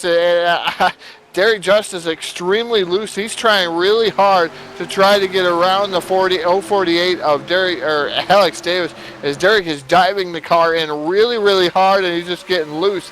The number 9 of Frank Dibbins sitting there right there in that third spot. He's kind of in the catbird seat too. Frank can watch these guys go at it. Maybe Derek runs in just a little hard and knocks Davis up the track. He can make a 3 wide and try to get around these guys. Fantastic racing here at the Phoenix International Raceway. These guys putting on one whale of a show. Yeah, Alex Davis down to the bottom of the racetrack. Frank Dibbins in tow. Just waiting to see what's going to happen up front. Corey Carpenter breaks the top 5. He's in the 5th position. Robert Bauckham staying right with the front 3 there in the 4th position. Derek able to drive that thing in way deeper than Alex Davis in the 48. He's going to be all over the back bumper down the back straightaway here of that 48. That's the 31 of Derek Justice. Look at Derek maybe go to the high side just a little bit. Put the 48 down to the bottom. 31 real loose, it looked like, down there towards the exit of turns 1 and 2 here. Or, I'm sorry, turns 3 and 4 as we go through the kink. Derek Justice doing all he can, guys, to try and get himself around the 48. Driving it in a lot deeper than I can see Alex Davis be able to do. But, you know, Alex looks like he might be mirror driving. He's being very defensive right now, trying to keep the 31 in his tire tracks right now as they battle down the back straightaway towards turns 3 and 4. Now, one thing I want to keep in the back of your mind here, guys, we're talking about Alex maybe, using up some of that racetrack and maybe a little bit of blocking going on there. Will Todd run a place like, a Phoenix is a short track. We've seen it over the years at a place like a Bristol, if you will. Is there a chance we maybe see a bump and run from that 31 tonight? Do you think that may come into play here? And does that bring the likes of, say, Frank Dibbins is right there. Is he in the catbird seat to take this checkered flag, or would you rather be the guy like Robert Bauckham riding in 4th? If things happen up front between those top 3 as close as they are, does that open the door for the 118 to maybe drive the victory lane? It could, and I wouldn't be surprised if a bumper run happens between the 31 and the 048, because I've heard Derek Justice say he's not going to play Mr. Nice Guy anymore in that 31 machine, as he almost gets into the back of Alex Davis and cannot quite. Here comes Frank Dibbins. Dibbins all over the bumper, the 31 of Derek Justice, and it looks like they almost bumper hooked there, coming down into the corner. Oh, Frank Dibbins all over the rear bumper, the 31 of Derek Justice. Those guys keep it straight, and they're still going. This is fantastic racing up here, but Dibbins now about 5 car lengths behind this battle up in the front. Derek Justice real hungry for a win, guys. He dives it down there on the apron a little bit. He's going to get under the 48. No, back onto the racing surface, a little loose. Alex Davis throwing one hell of a block. Not sure how DJ is going to feel about that one. That reels the 9 of Frank Dibbins right back up into him, guys. We're coming to complete lap 107 and 110. Put us with 3 laps to go on the speedway this time. Derek Justice real hungry coming down through the kink here. No, he's already got 2 wins so far this year. I know he wants a 3rd one. Can't say a lot as we say that. He's going to go to the top this time and try to make something happen. Pin Alex Davis down to the bottom. See if Derek can get a run off the corner here. Nope, the 48 is going to clear him down the back straightaway. Alex Davis playing real defensive, throwing a block as they go down through turns 3 and 4 here. They're going to complete lap 108, start lap 109. That make 2 laps to go at the line, and can that 31 find a way around? He's throwing everything but the kitchen sink at Alex Davis. He's tried the low side. Now he's trying to peek up to the high side. Alex going to let it ride up the hill, kind of cut that momentum off as they work down the back stretch off of turn number 4 down toward the start-finish line in the middle of 1 and 2. Derek is there to the inside. Todd, white flags in the air, and a race for the race lead. Yeah, race for the race lead. Derek Justice to the lead. Now Frank Dibbins right there in that 2nd spot. Now all over the rear bumper. Derek Justice can hold on. Here comes Frank Dibbins to the high side. There is the white flag in the air. Here comes the checkered flag. It looks like Derek Justice going to be able to take home this win. Frank Dibbins right there behind him, but I just think Derek Justice is coming down through the travel. He's going to take home the win. And that number 31 machine, costly mistake by Alex Davis. Davis drop kicked back, and now the 31 of Derek Justice is going to take home the win. The 9 of Frank Dibbins going to finish in that 2nd spot. 3rd is going to be Robert Bauckham. 4th, Alex Davis. And 5th, Corey Carpenter in that 030 machine. But Derek Justice taking down his 3rd win of the season here, this time at the Phoenix International Raceway. And he's going to lengthen that points lead. Yeah, 3 out of 4 for the 31 of Derek Justice. But Joe, as a guy I know I've raced at Phoenix this week, how tough is it there for the 48 of Alex Davis? Just overdrove the corner a little bit and having an aggressive driver, the 31 in your back pocket, how tough is that behind the wheel, and how easy is it for a guy like Alex, who we know is a good race car driver, but he just made a mistake right there and opened the door, and that allowed Derek to just drive in, and he finds him in a victory lane. But tell us what that's like up there, as a guy I know that made that critical mistake here a few nights ago. Yeah.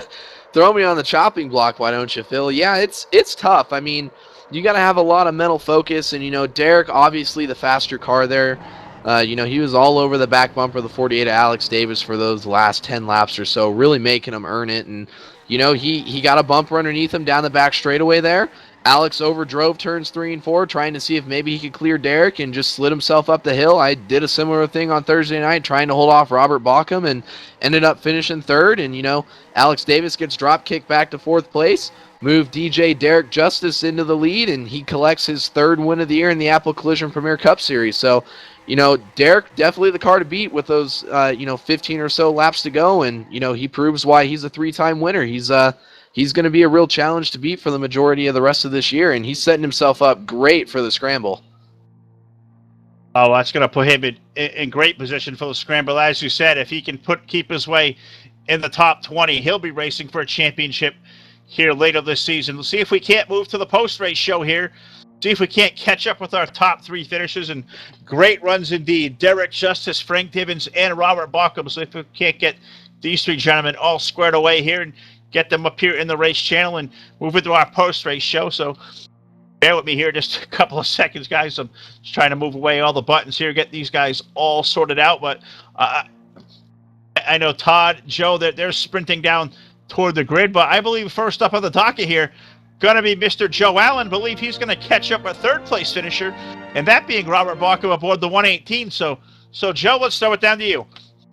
Yes, sir, guys. I caught up with my arch nemesis and rival, and you can tell we don't like each other, but that's the driver of the 118, the Apple Collision Center Chevrolet. That's Robert Bauckham. Robert, running in the 4th position there for, the last 15 or so laps. You really were in the top 5 for the majority of the event.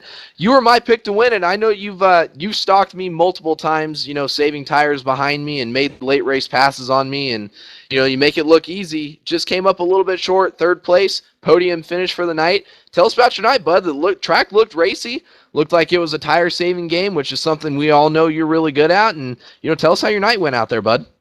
Oh yeah, I was listening to the broadcast. I said, if I blow up a wreck, I'm gonna kick Joe in his ass. But I appreciate you bringing me on. Man, I just that first run or so that we actually got to get some heat in the tires. I noticed they fell off pretty good, so I was just gonna save it. But at the end, I didn't have nowhere to go. I mean, the guys were battling out, and I mean, I could have probably stuck my nose in there and probably acted like a fool, but I was pretty happy after this season we've had. I needed a good finish. Like I said, I think this is the first race we actually got to finish, so pretty excited about that. But congratulations to Derek, and congratulations to Frank. Great job out of Frank. He had a hell of a run, and Alex too. Good job. Like I said, it was a hell of a battle up front. Yeah, we saw you stick around in the top 5 for the majority of the evening. We know Phoenix, one of your better tracks, as well as, a lot of the short tracks, and we got a lot more of those to visit on the schedule. I'm sure you're not far from victory lane at some point during the season. I know you had a rough start to the year, but great to see you come home with a 3rd place finish. You, of all people, deserve it. You race your heart out week in and week out, always supporting the series. We know that sponsor on the hood of your race car, Apple Collision Center, is also the premier sponsor of the Premier Cup Series this year. So, I'm going to go ahead and throw the mic to you real quick, though. Give you an open mic, let you thank all your sponsors, your supporters, your family, anybody that's out there in YouTube land that might have watched this event. All right, yeah. First thing I want to do is I want to give a shout out to the Randy Roberts family. He was actually my tire guy back in the day when I raced late models. And he lost his battle to cancer Friday, so I want to give him a shout, let them know we're thinking about him. Man, he just couldn't, too nice of a guy to be gone that quick. But once again, I want to give a shout out to DRTV for all they do. I mean, broadcast, you guys put on a hell of a show. I want to give a shout out to Apple Collision Centers. They actually went through all the cars this week and reinforced the bumpers and told me to stop being Mr. Nice Guy, so maybe I'll start figuring out how to get that working for me. And then, of course, I want to give a shout-out to my helper downstairs, Robbie, and my wife, and Jennifer and daughter, Caitlin. They cheer me on in the background, so I appreciate that. All right, guys. Well, I'll echo Robert there. All of us from DRTV, DRL Network, well wishes and prayers out to the Randy Roberts family after his loss to cancer. So very unfortunate. All of our thoughts and prayers are with his family. But Robert, fantastic run tonight. Third place, came in 28th in points. This is certainly going to help your momentum moving forward. Hopefully boost you up a couple points positions and position yourself even better in points than how you started out. But again, buddy, congratulations on a great run tonight. We look forward to seeing more out of you here in the Apple Collision Premier Cup Series. And guys, I'm going to throw it down to Todd. I believe he's caught up with our second place finisher. That's the 9 of Frank Divins. So Todd, it's all yours, bud. I have indeed caught up with the driver of the number 9, Frank Divins. It's been a long time since I've got a chance to talk to you here on this podium. But, Frank, great race here tonight. And you had one whale of a seat going for that battle for that lead for quite some time. And I was just waiting for you to pounce. And I thought those guys were going to wreck each other. And you were going to come home and sneak home this win. Yeah, I was on Derek a lot there. There was a couple of times in 3 and 4 that he wobbled, and I was getting 2, 3, and 4 pretty well. But yeah, I was mirror driving as well. Robert was on me, and I had Derek in front of me. I was waiting for I knew those two were going to battle it out, and I knew something was going to happen. And I just wasn't able to capitalize. Every time there was a wobble, I just wasn't in the position to do it. But I'll take the second over that. Yeah, indeed, that's going to help. You came in 15th place in points here tonight. That's going to indeed help your points effort that's going on this season. I know you've had a couple of rough races here to start out the year, but the second place finish indeed going to help. Yeah, I missed 1, I think, maybe 2. I'm not sure. So yeah, that should definitely help me out. I needed that. Yeah, you just I'm hearing in my ear you missed just 1 race, but that's all right. The strength of field point system it makes it challenging, and it makes it also so you can miss maybe a week or 2. Real life things do get in the way, and you get to go enjoy maybe like Daytona, like you. I've seen you out there enjoying Daytona out in the sunshine. But Frank, I'm going to give you the microphone. The floor is all yours. Thank whoever you'd like to thank here this evening, and great race again. Yeah, I'd like to thank everybody back at Extreme Motorsports with Jerry and Jim Black and Jerry Walters, who was with us tonight. Also, Greg and Dan Lovell, and my brother Chuck and his wife Judy back in North Carolina listening. My son Buddy, and anybody else. Oh, and of course everybody at DRTV. The job you do is unbelievable. Apple Collision putting up the sponsorship for this league, and of course TDR putting it on. And I just want to thank again everyone back at Extreme Motorsports to put an engine under me that allowed me to stay up with Derek. He's a hard man to beat. He's a hard man to stay on top of. To wait for him to bobble, you could get old and gray waiting on that. But I'll take a second behind him any day. Well, finishing second here tonight, driver of the number 9, that's Frank Divins.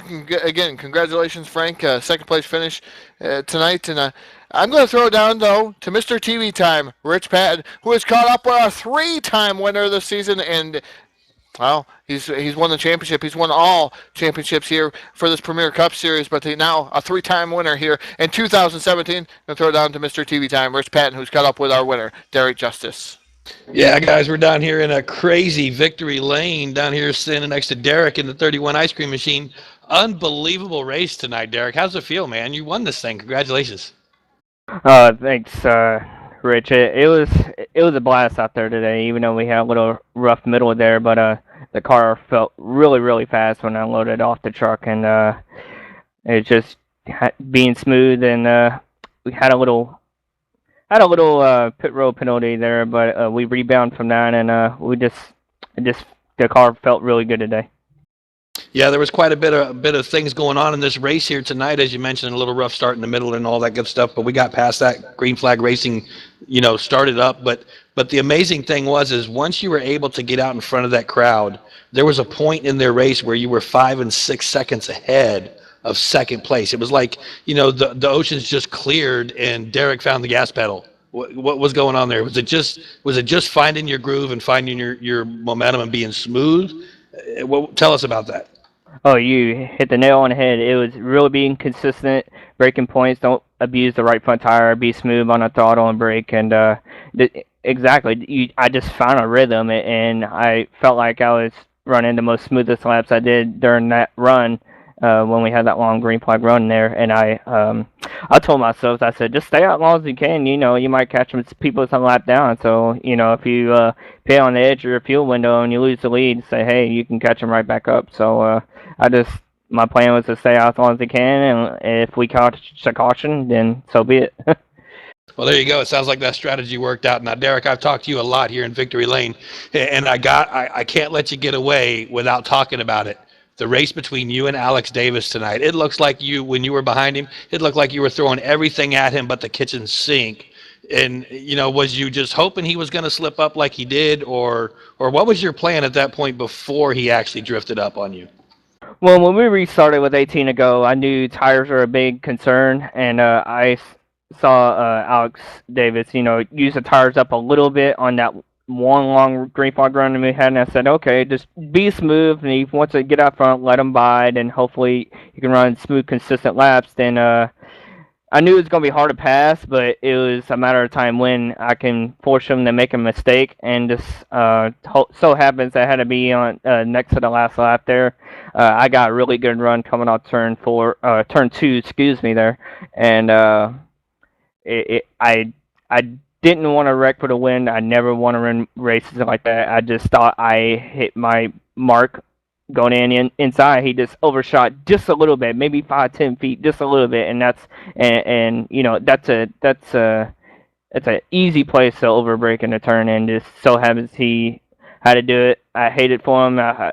Maybe he could have rebounded back, but it looks like he got stuck back there in full in. Like I said, it was really hard to pass, but props to Alex Davis and the rest of the guys behind me. I knew Frank wanted to pass me several times because I was really loose coming off turn 2 several times. So, yeah, hats off to those guys, too. They deserved a top 5 finish, so. Yeah, most definitely. We saw you driving the wheels off a thing, getting slippery and loose in quite a few of them corners. No doubt about it. You had your hands full tonight. Congratulations on the win one more time, buddy. And, you know, I don't know what else to tell you. The floor is all yours. The mic is yours. Congratulate who got you here, and congratulations on the win, buddy. Floor is yours. Yeah, I just want to, again, thank you, DRTV, for always putting these great broadcasts on, and TDR put on the good series, Apple Collision Center. I believe it's Center. Excuse me if I'm wrong. But thanks for Robert for, you know, sponsoring this race, and a lot of people that come out here and support the series when they can, and that's about it. Thanks for everybody for watching on YouTube, man.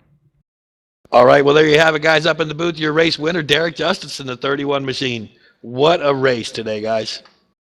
Yeah, absolutely. I think we saw a fantastic race this evening. I know there was a lot of discussion here this afternoon of just exactly what kind of race, how will these cars react tonight at this SRA version of the Phoenix International Raceway. Joe Allen, and I believe these guys delivered tonight a fantastic race. Yes, we saw our fair share of caution flags, but the green flag racing we saw, and we saw a whole lot of it here, the second half of the event, these guys put one whale of a show on.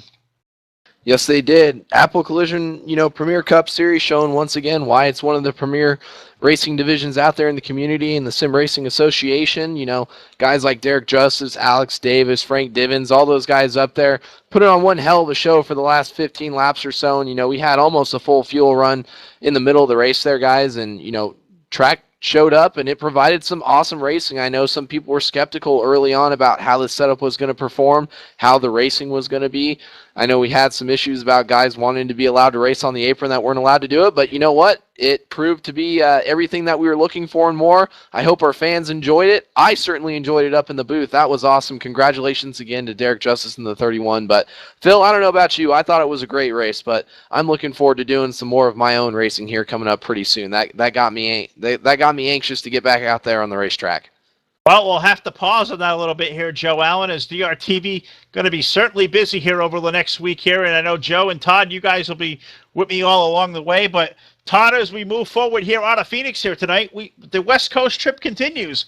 We head over to the Auto Club Speedway. We go over to FSB Racing Monday night for the Pro Cup Series at the California Speedway. And then, you know, Wednesday night, the 7-Eleven Super Truck Series at the Auto Club Speedway. So the West Coast trip continues, and so many great races here coming up in the next week. And, we get to go back to the short track to highlight the race, too, is we go back to Excel Thursday night and go to the Mansfield Motorsports Park on the short track. So a lot of great racing to do, all over DRTV this week. It's going to be a good week. Definitely looking forward to all the great racing that's going to come on this week. It's going to be interesting. I'm going to enjoy each and every one of those. They're all unique, different racers, all unique, different styles. I love going to visiting these different leagues that we get to visit from time to time. And Phil, I'm ready. I'm more than ready for it. I'm certainly ready for it too. So check out the website for the full schedule, drlnetwork.com. So many great things coming up in the next couple of months and a busy week ahead. So we're going to save our win for a couple of days here when we make our return trip over to FSB Racing on Monday night, 2 nights from now. So until then, to all of you out there in YouTube land, thank you for watching us here tonight with another installment of DRTV live on the DRL Network, the best in sim race TV. Good night.